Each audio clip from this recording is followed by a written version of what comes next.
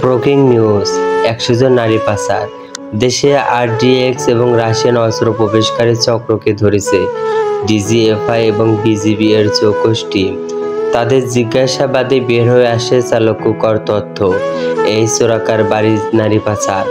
RDX এবং Russian অস্ত্র পাহাড়ি সন্ত্রাসীদের কাছে পৌঁছানোর কাজ করে স্বরাষ্ট্রমন্ত্রী রাশেদ খান, সেনাবাহিনীর major general Iqbal Bhuiyan, BGB এর ডিজি আসিফ মাহমুদ, র্যাবের ডেপুটি ডিরেক্টর হাসান, পুলিশের আইজিপি মেনন, স্বাস্থ্যমন্ত্রী নাসির, টপ বিজনেসম্যান আজিজ গ্রুপের মালিক আজিজ, ঢাকা শহরের মাফিয়াদের গডফাদার আলী ভাই। আজ প্রথম সারি সকল গণমাধ্যম এই হট নিউজটি একের পর এক সম্প্রচার করতেছে। দ্রুত সময়ের মধ্যে Al Jazeera, CNN, BBC, Reuters, the New York Times নিউজটি সম্প্রচার করল। দেশে গ্রাম থেকে শহরের সকল জায়গায় এই সংবাদ পৌঁছে গেল। চায়ের দোকান থেকে শুরু করে ড্রয়িং রুম পর্যন্ত আজ এই একটা কথাই চলতেছে, এই দেশে ভবিষ্যৎ কি, কিভাবে চলবে এই দেশ। শ্বাসকই যদি হয় শোক, তাহলে দেশ কিভাবে উন্নত হবে? তাহলে কি আমাদের আবারও পরাধীনতার শিকল পড়তে হবে? দেশ স্বাধীন, কিন্তু মন এখনো বন্দী। রাজনীতির নাম করে যখন শোক করা রাজা হয়, তখন স্বাধীনতার রোদেও ছোঁয়া পড়ে। অন্যদিকে আবরাজ, আরহাম, আবরার বসে আছে 3 রাস্তার মোড়ে। তাদের 3 জনের মুখে রহস্যময় হাসি। আবরাজ পকেট থেকে ফোন বের করে কাউকে কল দিল। আবরাজ আক্রমণের শিকার হয়ে যখন বাঘের রূপে থাকা শিয়াল পালিয়ে যাবে, তখনই খাদ্য শৃঙ্খলের মতো বাজ পাখির আগমন ঘটবে।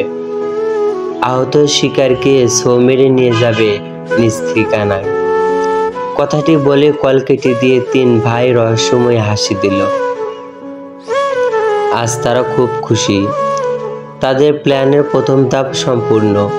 এখন এদের থেকে জানতে হবে এদের বসকে, কে এই বড় দেশদ্রোহী যে এই দেশে থেকে এই দেশেরই ক্ষতি করতে চাচ্ছে। পাহাড়ি সন্ত্রাসীদের অস্ত্র আর আরডিএক্স কেন নিতে চাচ্ছে? ওদের পরিকল্পনা কি? অন্যদিকে দেশের প্রধানমন্ত্রী খালেদা খানম পায়চারি করতেছে। তার সামনে দাঁড়িয়ে আছে তার ছেলে জনতা দলের ভবিষ্যৎ চেয়ারম্যান তারিকুল ইসলাম। তাদের চোখে মুখে চিন্তার ছাপ। এত বড় দেশদ্রোহী দলের এত গুরুত্বপূর্ণ জায়গায় ছিল। আর কে কে এর সাথে জড়িত? কাকে রেখে কাকে বিশ্বাস করব? এই পরিস্থিতি কিভাবে সামলাবে? বৈদেশিক চাপ, নিজ দলের ভেতর কোন দল, সব চিন্তা জেঁকে ধরেছে। কিভাবে কি করবে কিছু বুঝতেছে না। তখনই তার মাথায় একটা নাম এলো, আবরাজ। হ্যাঁ, এই সমস্যা মোকাবেলা একমাত্র আবরাজই করতে পারবে।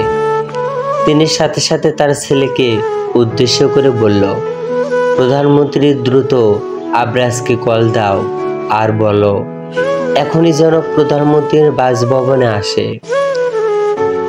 তারিকুল, কিন্তু মা, ও তো এখন দিনাজপুর আছে। আস্তে আস্তে 7 থেকে 8 ঘন্টা লেগে যাবে। এতক্ষণ এই পরিস্থিতি নিয়ে চুপ থাকা যাবে না। প্রধানমন্ত্রী আবরাজকে ফোন দাও, আমি কথা বলবো। কথাটি বলেই তার ফোনটি দিল তারিকুলকে। তারিকুল ঠিক আছে। অন্যদিকে আবরাজ সবার সাথে বসে কথা বলতেছিল বিয়ের বিষয় নিয়ে। তবে রেহানা চৌধুরী গম্ভীর হয়ে বসে আছে দেশের এই পরিস্থিতি নিয়ে। তিনি ভালো করেই জানেন এই ঘটনা স্বয়ং তার ছেলেরাই ঘটিয়েছে, কিন্তু এই পরিস্থিতি কিভাবে সামলাবে? ঠিক তখনই আবরাজের ফোন বেজে উঠল। আবরাজের ফোন মেহেকের কাছে ছিল। অনলাইনে পোশাক দেখতেছিল। ফোনের স্ক্রিনে প্রধানমন্ত্রী লেখা দেখে একটু অবাক হলো। মনে মনে ভাবলো, বাহ, তার স্বামী তো ভালোই পাওয়ার, স্বয়ং প্রধানমন্ত্রী কল দেয়। পরক্ষণে মনে পড়লো, আরে দিবে না কেন, আমার স্বামীও তো একজন মন্ত্রী। আবরাজ ফোনটা হাতে নিয়ে অবাক হলো না, কারণ সে জানতো প্রধানমন্ত্রী তাকে কল দেবে। আর আবরাজ তো প্রধানমন্ত্রীর কলের অপেক্ষাতেই ছিল। আবরাজ, আসসালামু আলাইকুম নেত্রী। প্রধানমন্ত্রী, ওয়ালাইকুম আসসালাম। আবরাজ, তুমি এখন কোথায় আছো? আবরাজ, আমি তো দিনাজপুর শ্যামপুর গ্রামে আছি। প্রধানমন্ত্রী, বর্তমান পরিস্থিতি সম্পর্কে নিশ্চয় তুমি অবগত। আবরাজ, জি নেত্রী, আমি সেই বিষয়টি নিয়েই ভাবতেছি। ছেলে মুখে এই কথা শুনে রেহানা চৌধুরী ভ্রু কুঁচকে তাকালো ছেলের দিকে। এ তো দেখি বড় নাটকবাজ, এ নাকি ওই বিষয় নিয়ে ভাবতেছিল। এত ভাবনা চিন্তার মাথায় বাড়ি দিয়ে সবার সামনে সবার সাথে আড্ডা দিচ্ছিল। অন্যদিকে প্রধানমন্ত্রী বলল, প্রধানমন্ত্রী, আমি এখনই দিনাজপুর সেনানিবাস থেকে ব্যাটালিয়ন কমান্ডার লেফটেন্যান্ট কর্নেল ওসমানীকে পাঠাচ্ছি হেলিকপ্টার দিয়ে তোমাকে প্রধানমন্ত্রীর বাসভবনে পৌঁছে দেওয়ার জন্য। আমি তোমার অপেক্ষায় আছি। দ্রুত এই পরিস্থিতি সামলাতে হবে, না হলে আমাদের পতন হয়ে যাবে। আবরাজ, আপনাকে চিন্তা করতে হবে না নেত্রী, আমি সব সামলে নিব। কথাটি বলে কল কেটে দিল। এতক্ষণ সবাই আবরাজের দিকে তাকিয়েছিল। সবাই জিজ্ঞাসু দৃষ্টিতে তাকিয়ে আছে। আরহাম সরাসরি প্রশ্ন করলো, আরহাম, এখনই যেতে বললো নাকি? আবরাজ, হ্যাঁ, হেলিকপ্টার আসতেছে, দ্রুত যেতে হবে। আরহাম, আমিও যাচ্ছি। আবরাজ, না, তুমি এখানে থাকো, পরিবারের নিরাপত্তার জন্য তোমাকে থাকতে হবে। আর আবরাজ, তোকে ওইখানে প্রয়োজন, দ্রুত রেডি হয়ে যা। আবরার মাথা নাড়িয়ে সম্মতি দিয়ে তার রুমের দিকে দৌড়ে গেল। আবরার নিচে আস্তে আস্তে হেলিকপ্টারের শব্দ পাওয়া গেল। সবাই দ্রুত বেরিয়ে এলো। হেলিকপ্টারের নিচে না নামিয়ে দড়ি ফেলে দেওয়া হলো। দড়ি দিয়ে উঠতে হবে দেখে মেহেক দৌড়ে এসে জড়িয়ে ধরলো আবরাজকে আর বলল, মেহেক, আপনাকে উঠতে হবে না, আপনাকে যেতেও হবে না। এই দড়ি বেয়ে উঠলে যদি নিচে পড়ে যান তাহলে কি হবে ভেবেছেন? আবরাজ, আরে বউ, স্ট্রং হও, তুমি একজন মন্ত্রীর বউ। একজন মন্ত্রীর কাছে আগে দেশের নিরাপত্তা, তারপর নিজে। আমাকে যেতে হবে। আর এরকম দড়ি বেয়ে এর আগেও অনেকবার উঠেছি, তাই চিন্তা নেই।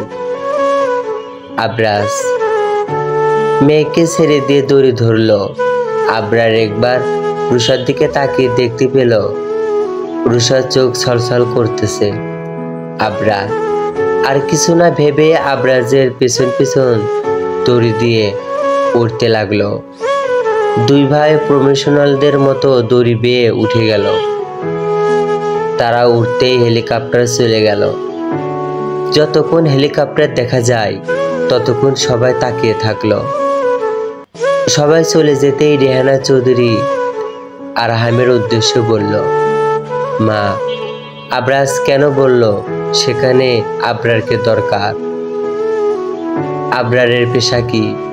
আমার কখনো মনে হয় ও গোয়েন্দার সংস্থাতে আছে, আবার কখনো মনে হয় ও মাফিয়া। মায়ের মুখে এমন কথা শুনে আরহাম মাকে জড়িয়ে ধরে বলল, আরহাম, আরে মা, চিন্তা করো না, হয়তো আজই জানতে পারবে আবরারের পেশা সম্পর্কে। আজকের কনফারেন্স কি হয় তা দেখো। রেহানা চৌধুরীও সম্মতি দিয়ে বাড়িতে চলে গেল। রেহানা চৌধুরী চলে যেতেই আরহাম কল দিয়ে তার গ্যাংয়ের লোকদের। আরহাম, আহির গম্ভীর স্বরে বলল, আহির, বলো আরহাম, আমরা এখন যে বাড়িতে আছি, অর্থাৎ চৌধুরী বাড়ির চারিদিকে এসকে গ্যাংয়ের লোক দিয়ে ঘিরে রাখবি। গ্রামে ঢোকার সকল রাস্তায় আমাদের লোক থাকবে। এই গ্রামে এক একটা কাকপঙ্খীও যেন তোদের চোখ ফাঁকি দিতে না পারে। আই ঠিক আছে। অন্যদিকে টিভিতে ব্রেকিং নিউজ চলতেছে। দেশে এই পরিস্থিতি নিয়ে বিকেল 4টায় কনফারেন্স ডেকেছে প্রধানমন্ত্রী খালেদা খানম। বাংলাদেশের সকল জেলা উপজেলায় চলছে একের পর এক মিছিল। তাদের একটাই দাবি, সকল অপরাধের ফাঁসি চাই। ঢাকা বিশ্ববিদ্যালয়ের সকল ছাত্রছাত্রীরাও মিছিল করতেছে। সবার মুখে একটাই কথা, দেশদ্রোহীরা কেন এখনো বাহিরে? তাদের গ্রেপ্তার করা হোক, তাদের ফাঁসি দেওয়া হোক। ড্রয়িং রুমে চিন্তিত হয়ে বসে আছে চৌধুরী মির্জা শিকদার পরিবারের সকল সদস্যরা। আসিয়া ভাবি, মা, আমাদের আবরাজ কি পারবে এই পরিস্থিতি সামলাতে? দেখো ওরা কতটা এগ্রেসিভ হয়ে আছে। মা, আবরাজের ওপর আমার বিশ্বাস আছে, ও পারবে। রেহানা চৌধুরী কথাটা বললেও ওনার নিজেরই চিন্তা হচ্ছে। আবরাজ চলে যাওয়ার পর মেহেক একদম নিশ্চুপ হয়ে গেছে। এক মনে তাকিয়ে আছে টিভির স্ক্রিনে। বারবার ঘড়ি দেখতেছে কখন বিকাল 4টা বাজবে। সময় যেন যাচ্ছেই না, এক একটা মিনিট যেন এক একটা বছর মনে হচ্ছে।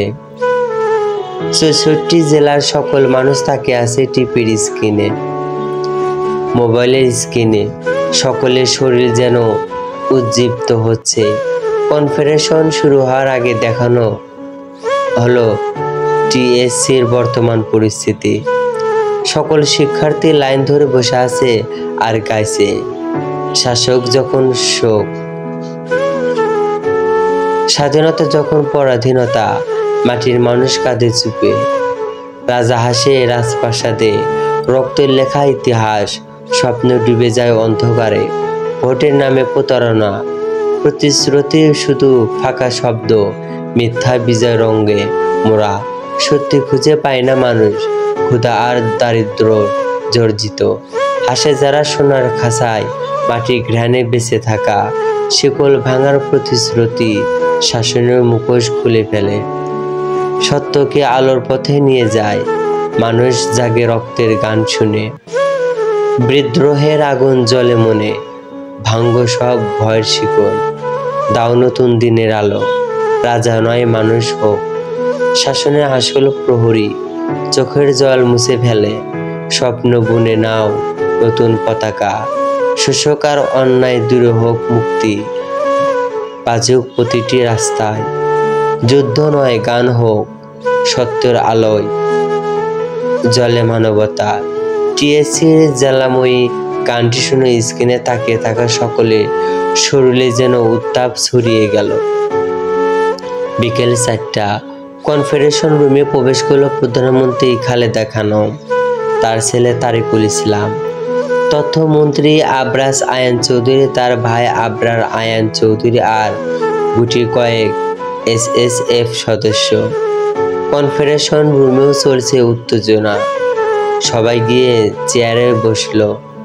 সাংবাদিকরা প্রশ্ন করা শুরু করলো, যমুনা টিভি থেকে, আপনাদের সরকারের 2জন গুরুত্বপূর্ণ মন্ত্রী এসব কাজের সাথে জড়িত। আমরা তাহলে এটাও বলতে পারি আপনাদের সরকারের আরো অনেকের এসবের সাথে জড়িত। এটিএম দেশদ্রোহীদের গ্রেপ্তার করা হচ্ছে না কেন? তাদেরকে পালিয়ে যাওয়ার সুযোগ করে দেওয়া হচ্ছে। সময় টিপে জনতা দলকে শাসক থেকে শোষক হয়ে উঠতেছে। তাদের দলে এরকম দেশদ্রোহীদের এত গুরুত্বপূর্ণ পদে বসানোর জন্য কি আপনাদের দায়বদ্ধতা নেই? আরো অনেক প্রশ্ন জমা হলো। কনফারেন্স রুমে হট্টগোল সৃষ্টি হলো। আবরাজ একবার সবার দিকে তাকালো, এরপর গম্ভীর স্বরে বলল, আবরাজ, আপনারা নিজেরাই যদি বিশৃঙ্খলা সৃষ্টি করেন তাহলে বলুন, দেশের বিশৃঙ্খলা নিয়ে কথা বলবো নাকি আপনাদের বিশৃঙ্খলা থামাবো? আবরাজের কথাটি বলা শেষ হতেই কনফারেন্স রুম শান্ত হয়ে গেল। প্রধানমন্ত্রী সবার উদ্দেশ্যে বলল, প্রধানমন্ত্রী, বিগত অনেক বছর ধরেই গুম খুন চলছে দেশে। আমরা যখন বিরোধী দল ছিলাম তখন আরো বেশি হতো। আমি আমার বিশ্বস্ত অফিসার ও মন্ত্রীদের নিয়ে গোপনে একটা মিটিং করি, যে মিটিং এর উদ্দেশ্য ছিল এসব গুম খুন চোরাচালানের সাথে জড়িতদের খুঁজে বের করা। তবে সেই মিটিংও গুরুত্বপূর্ণ মন্ত্রীরা ছিল তরুণ এমপি। মন্ত্রীরা যারা দেশের জন্য কাজ করতে চায়, তারা বড় বড় অফিসাররা ছিল তরুণ সব অফিসার যারা সদস্য কমিশন পেয়েছে। তাদের সবাইকে লিড দিয়েছে তথ্যমন্ত্রী আবরাজ আয়ান চৌধুরী এবং NSI এর ডিরেক্টর আবরার আয়ান চৌধুরী। আমরা জানতাম আমাদের জনতা দলের অনেকে পার্শ্ববর্তী দেশ ভারতের RAW এর কাছে বিগ্রহ হয়ে গিয়েছে। আমরা তাদের খুঁজে বের করতে এই মিশন চালাই।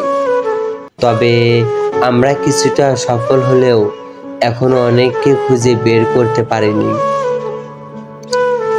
প্রধানমন্ত্রী একটু দম নিলেন, সবার দিকে তাকালেন, দেখলেন সবাই মনোযোগ দিয়ে তার কথাগুলো শুনলেন।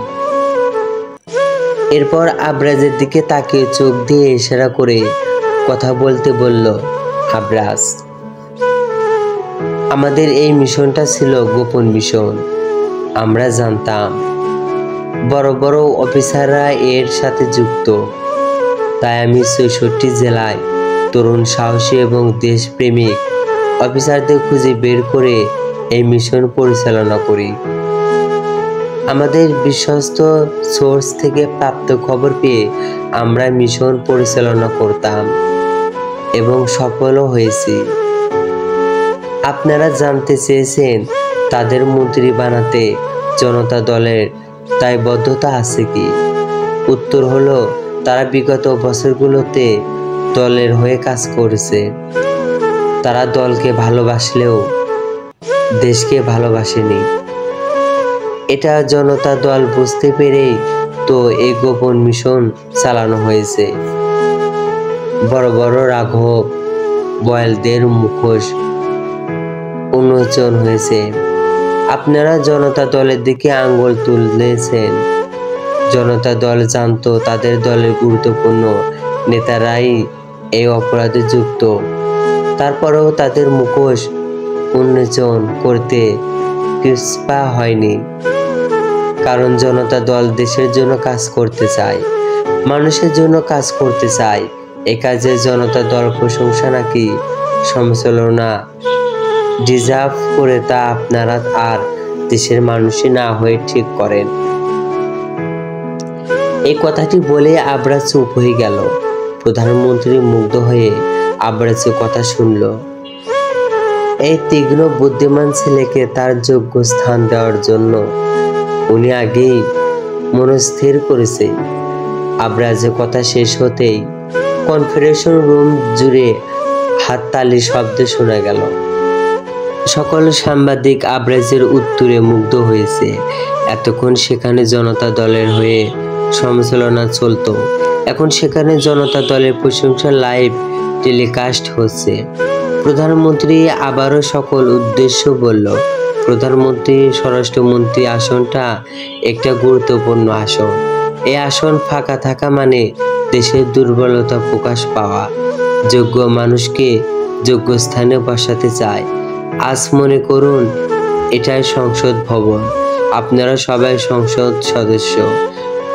যদি আমার সাথে একমত হন তাহলে টেবিলে দুইটা মৃদু আওয়াজ করবেন, আর যদি একমত না হন তাহলে চুপ থাকবেন।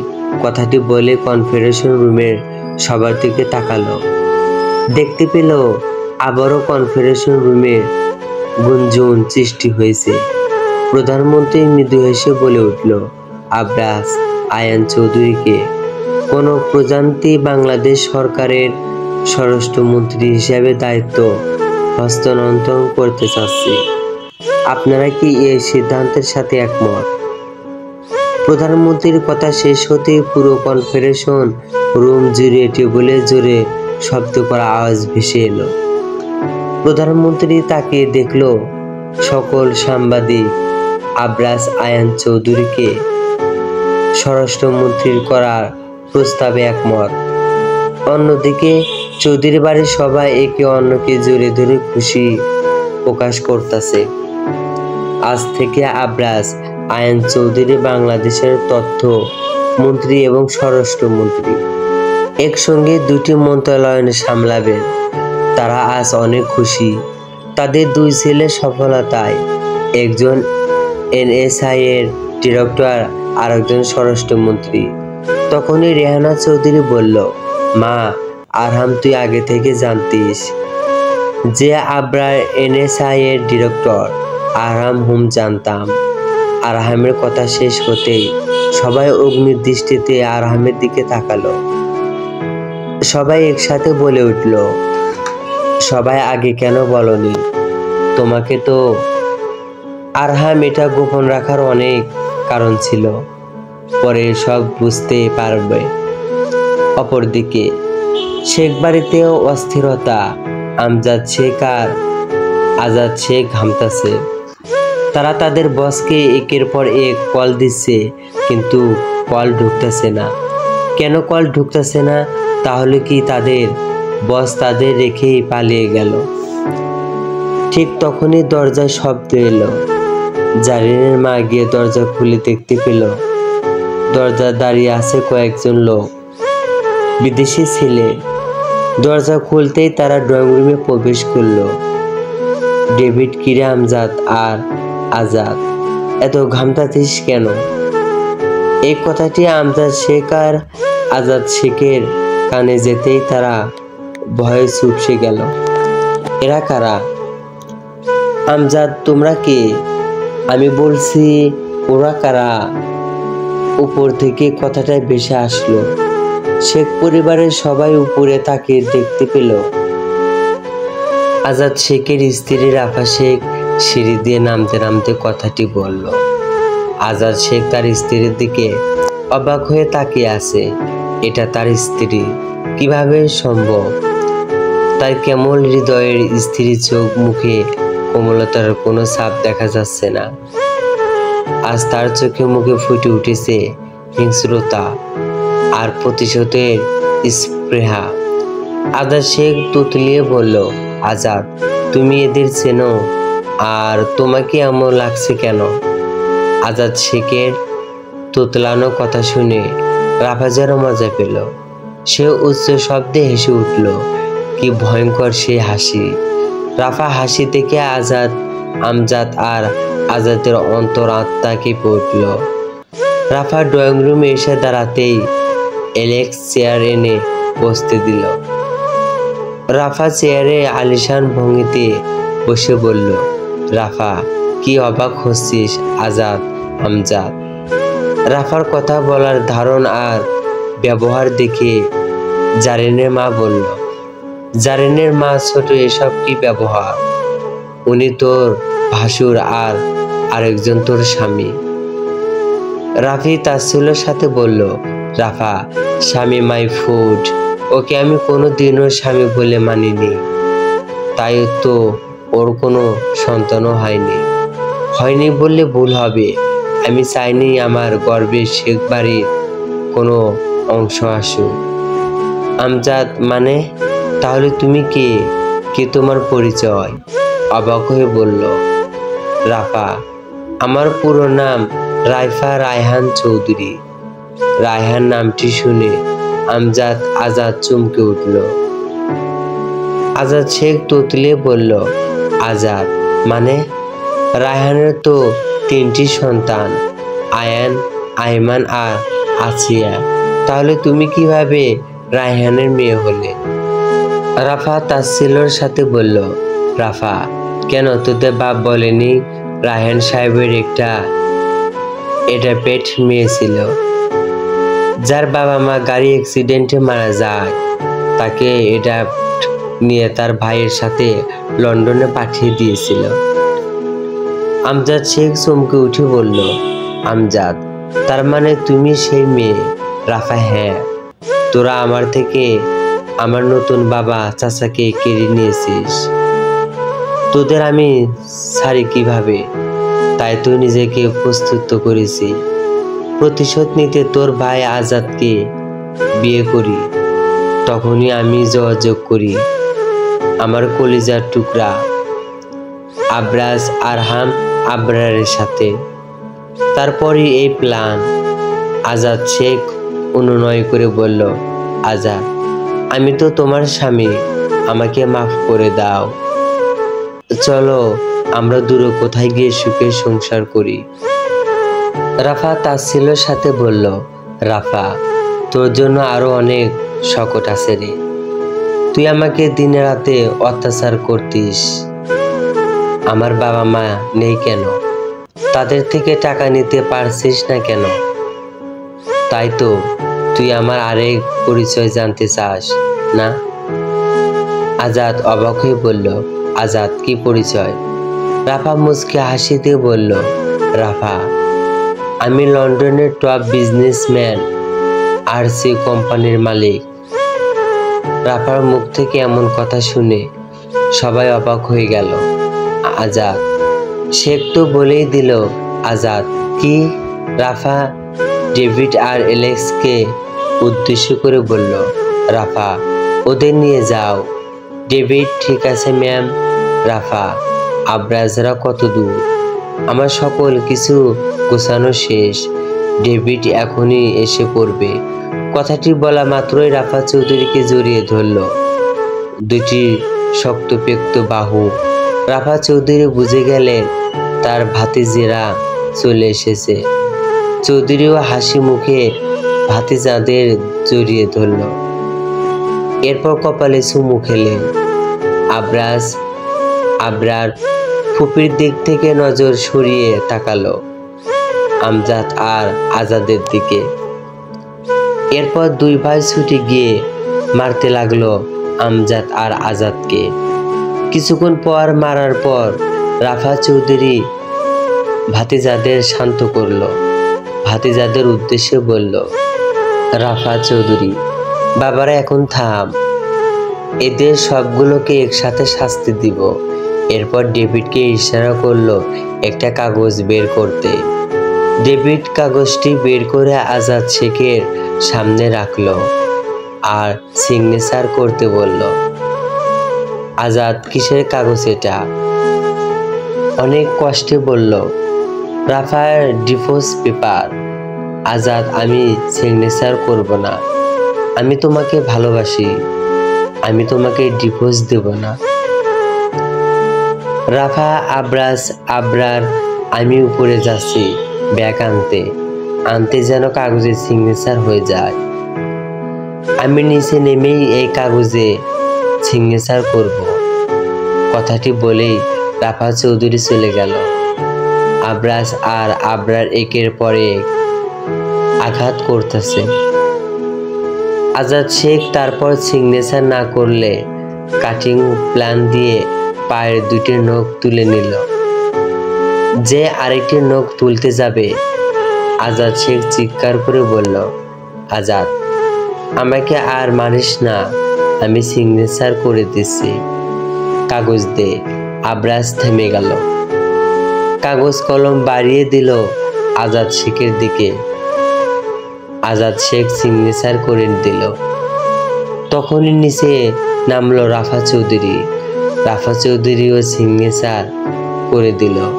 ডেভিড, এলেক্স, আমজাদ আর আজাদকে নিয়ে গেল। আজাদ চলে যেতেই রাফা চৌধুরী দেখতে পেলেন এরিন তার ভাতিজা আবরাজের দিকে কামুকতার দৃষ্টিতে তাকিয়ে আছে, অথচ তার বাবাকে শেষবারের মতো নিয়ে গেল ওই দিকে তার কোনো ধ্যান নেই। রাফা চৌধুরী গিয়ে দাঁড়ালো এরিনের সামনে। সোজা গুনে গুনে 4টা থাপ্পড় মারল। এরপর শক্ত গলায় বলল, রাফা, আবরাজ যেমন আমার ভাতিজা, ঠিক তেমনই মেহেক আমার ভাতিজি। আমার ভাতিজির মনের মানুষের দিকে যদি কেউ নজর দেয় তাহলে আমি তার চোখ উপড়ে ফেলতেও দ্বিতীয়বার ভাবব না। নিজের বাবার পরিণতি দেখে শিক্ষা নাও। জারিনের মা দৌড়ে এসে রাফা চৌধুরীর হাত ধরল। জারিনের মা, ছোট, প্লিজ আমার মেয়েকে মাফ করে দাও, ও আর এরকম করবে না, আমি বুঝিয়ে বলবো। রাফা চৌধুরী জারিনের মায়ের উদ্দেশ্যে বলল, রাফা ভাবি, তোমার মেয়েকে সাবধান করো, আর হ্যাঁ, আমাকে মাফ করে দিও। তোমার স্বামীকে শেষবারও হয়তো দেখতে পাবো না। এই বাড়ির সবকিছুই তোমাদের। আমি কখনো এই বাড়ির মানুষ ছিলাম না, আর থাকতেও চাই না। জারিনের মা, আমি জানতাম ওদের পতন হবে। আমি নিজেকে সব সময় প্রস্তুত রাখতাম। আমি কখনো চাইনি আমার 2 মেয়ে ওর বাবার সাথে যাক, কিন্তু ওরা ওদের বাবার পথেই গেছে। আজ ওদের বাবার পরিণতিতে আমি মোটেও কষ্ট পাইনি, বরং আমি খুশি। রাফা চৌধুরী সবাইকে বিদায় দিয়ে আবরাজদের সাথে চলে গেল হেলিপ্যাডে। ওইখান থেকে হেলিকপ্টার করে রওনা দিল দিনাজপুরের উদ্দেশ্য। সকাল 6টা। আরহাম আর রাফি দাঁড়িয়ে আছে জামতলী মাঠে। আবরাজ তাদের আগে জানিয়েছে তারা হেলিকপ্টার আসতেছে, তাই দ্রুত জামতলী মাঠে হাই চিহ্ন অঙ্কন করে দাঁড়িয়ে আছে। দেখতে দেখতে জামতলী মাঠের কাছে চলে আসল হেলিকপ্টার। আরহামের চোখ মুখে ফুটে উঠেছে উত্তেজনা। কতগুলো দিন পর প্রিয় ফুপিকে দেখবে। দেখতে দেখতে হেলিকপ্টার থেকে বের হয়ে এলো আবরাজ। আবরাজ আর তাদের 2 ভাইয়ের হাত ধরে বেরিয়ে এলো রাইফা রায়হান চৌধুরী। তিনি জানেন তারা আদরে আরেক ভাতিজা তার আসার অপেক্ষায় প্রহর গুনতেছে। তারাই দ্রুত চলে গেল আরহামের দিকে। আরহাম ও দৌড়ে গিয়ে জড়িয়ে ধরল তার ফুপিকে। এরপর নিজ হাতে ফুপিকে আরহাম নিজের পাশে বসিয়ে গাড়ি ড্রাইভ করতে লাগলো। এই 3 ভাতিজার মধ্যে আরহাম তাকে একটু বেশি ভালোবাসে। আবরাজ লন্ডনে থাকতো। আবরাজ পড়াশোনার জন্য হলেও থাকতো। আরহাম কাছে ছিল বিধায় হয়তো তাকে বেশি ভালোবাসে। তার এক কথাই তো জারিনকে বিয়ে করলো ছেলেটা। পরপর 2টি গাড়ি এসে থামলো মেহেকের বাড়ির সামনে। কি হতে চলেছে চৌধুরী বাড়িতে? সবাইকে রাফা চৌধুরীকে মেনে নেবে নাকি তাড়িয়ে দেবে? এসব অপকর্মের মূল হোতা কে? তাকে কেন এখনো ধরতে পারলো না? সে এবার কি কখনো ভয়ঙ্কর পরিকল্পনা করবে? আবরাজরা কি পারবে সেই পরিকল্পনা ঠেকাতে? সিনিয়র নেতারা কি আবরাজকে স্বরাষ্ট্রমন্ত্রী পদে বসানোতে খুশি হবে নাকি বিরোধিতা করবে? জানতে চোখ রাখুন পরবর্তী পর্বে। গল্পটি কেমন হয়েছে অবশ্যই জানাবেন। ধন্যবাদ। 2 দিন অসুস্থতার কারণে গল্প দিতে পারিনি, তাই সবাই মাফ করবেন। চলবে।